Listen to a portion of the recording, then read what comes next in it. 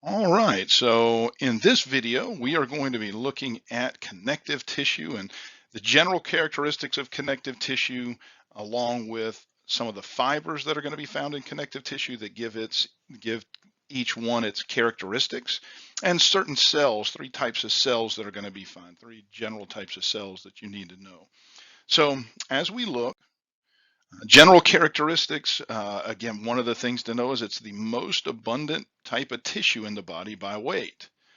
One of the other big things is in connective tissue, it is very different from epithelial tissue in the fact that the cells are far apart. So in lab, I kind of use the analogy of a big fish tank. And if I had a big fish tank and I only had a few fish in the water, all right, trying to draw a little fish here, little fishies.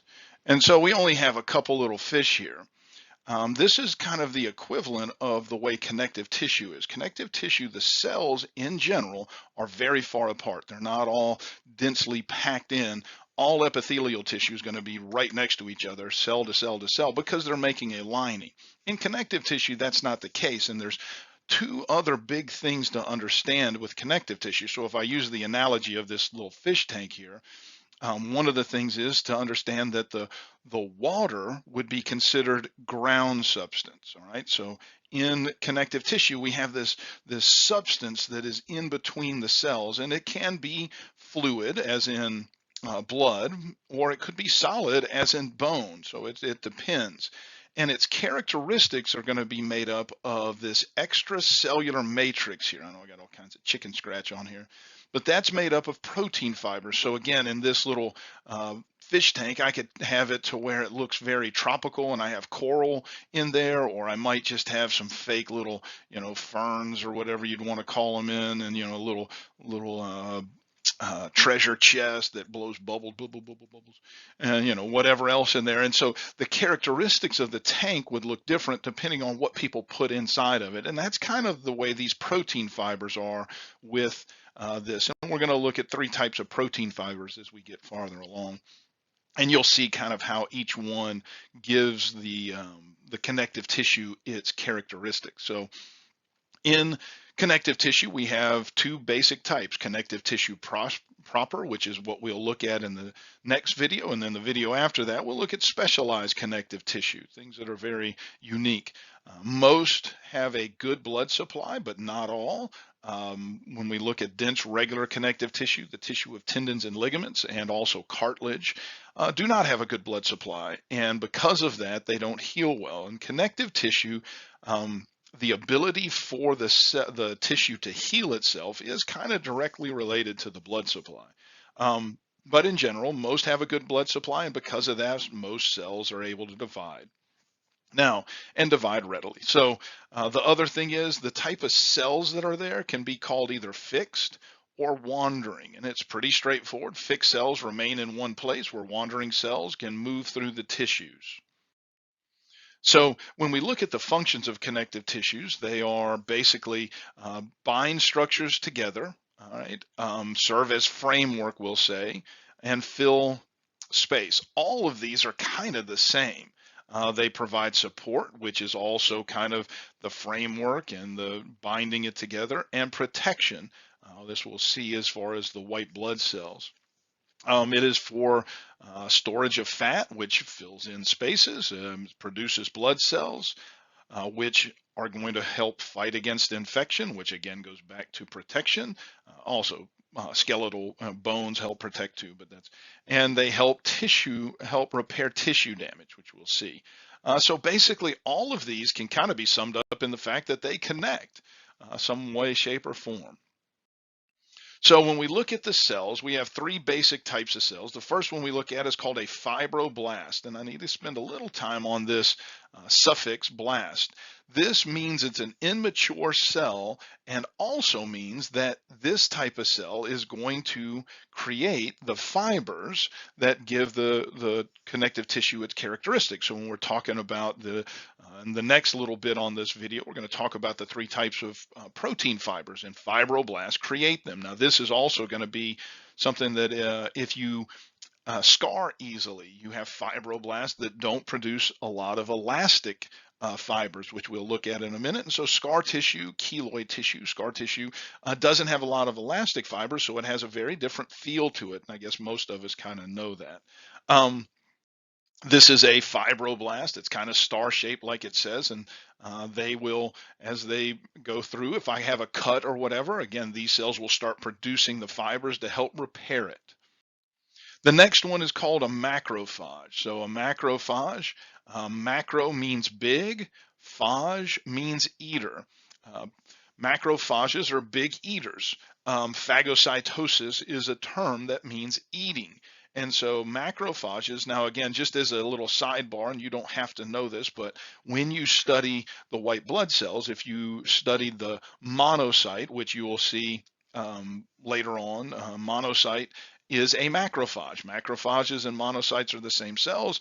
When the monocyte leaves the circulatory system and wanders through our tissues, it is then called a macrophage. And again, its whole purpose in life is phagocytosis. It is going to move around and engulf anything that is looking like trouble, or um, any scar tissue or anything that needs to be digested and get taken away. So it again, one of the big things is it protects against infection because it is guarding the body.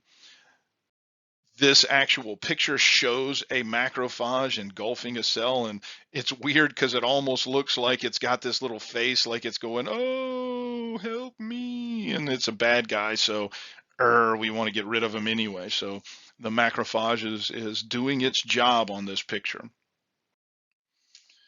Then we get to the last one called a mast cell, and this again is another type of kind of a white blood cell. You'll see it's very closely associated with basophils and those 5 types of white blood cells when you study it. Um, they are all over the place. It says widely distributed. Their job is to release 2 types of hormones, heparin and histamine. Histamine first is going to cause inflammation, which means it's going to cause vasodilation of the capillaries, bringing red blood to the area that needs the blood, because it is carrying the white blood cells or protectors. And the heparin prevents it from clotting before it gets to the area it needs to. So if you bump into something, or if you've got a splinter and you see that the skin around the little area where it went in is raised and red, that is because mast cells came in and they dropped off their histamine and heparin. This is what it looks like.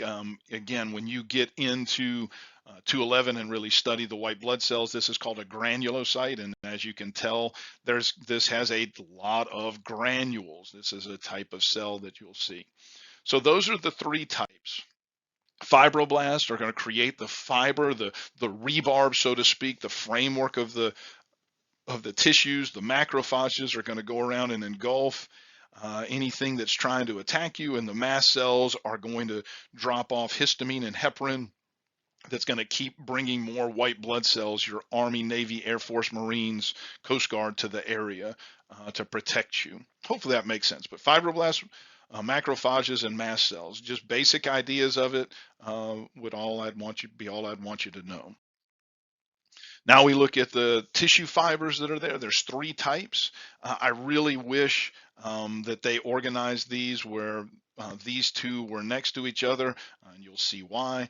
Elastic fibers is what I'm going to start with. I'm hoping that everybody understands or has an idea of what the defining characteristic of connective tissue that has a lot of elastic protein fibers in it. The protein is actually called elastin. It is designed to stretch and stretch and come back. So change shape and come back. So areas like vocal cords are going to have a lot of elastic fibers. They're going to have in your respiratory passages, actually in your aorta, because every time the heart pumps, there's this pressure wave that goes through. So the aorta has to stretch and come back.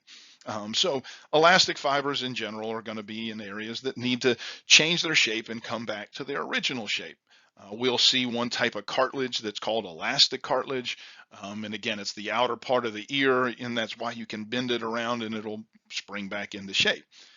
So collagen fibers and reticular fibers, the reason I I wish that they were next to each other, is that both of them are made of collagen protein. Now, I think most everybody has heard of collagen. It's one of the more important proteins in the body. I mean, you might not have known that, but a lot of times you'll know that that's what helps your skin. Collagen's a big thing. Now they're trying to push collagen on people. And look, if you can just if you get a rotisserie chicken and eat the chicken off of it, and take the bones and put them in a little pot of simmering water, keep it for simmer for about 2 hours, drain it, put it in the refrigerator, and you'll see it kind of turns to a jelly. That's because it's collagen, and that's the best type of collagen to get if you can get actual bone broth that you make. But anyway, this isn't about that. So the difference between collagen fibers and reticular fibers is that collagen fibers, the ones that are the matrix that's named that, are made up of thick bundles of bunches of branches of collagen protein. These are going to be very strong. They're flexible and a little elastic, but not super elastic. This is the body's main structural protein. This is the framework for most of your body. So again, collagen's very strong, and able to bend a little bit. That's why, there's elastic fibers in your skin, but most of it's collagen. And so um, the difference between collagen fibers, these thick bundles of collagen protein, and reticular fibers is reticular fibers are going to be thin, almost individual branches of or individual fibers of this collagen protein, and they make very fine networks of webbing almost. And you'll see that they're found, the spleen and the liver are two areas of filtering, and that's a big thing with the reticular fibers. It's almost like it's making a little cast net, if you want to think of it that way. Now, we only have a picture that shows the collagen and elastin fibers. Again, collagen fibers, you can see these are big bundles of it. So reticular would be these little fine, like if I went, let's see, I'll put some black pen here, little individual fibers. So almost like, go back to red here, almost like this little one fiber that's going here, but that's not it. But anyway, not a big deal, just showing you. And the elastic fibers show up yellow on this, and I think most people will understand elastic generally is kind of yellow in the way it looks anyway. So this is our last little slide. It's a chart going over the different things that we looked at on this, between the cells, fibroblasts, macrophages, and mast cells, and then the three types of the protein fibers that make up the extracellular matrix. I hope that all makes sense, and see you in the next video. Take care.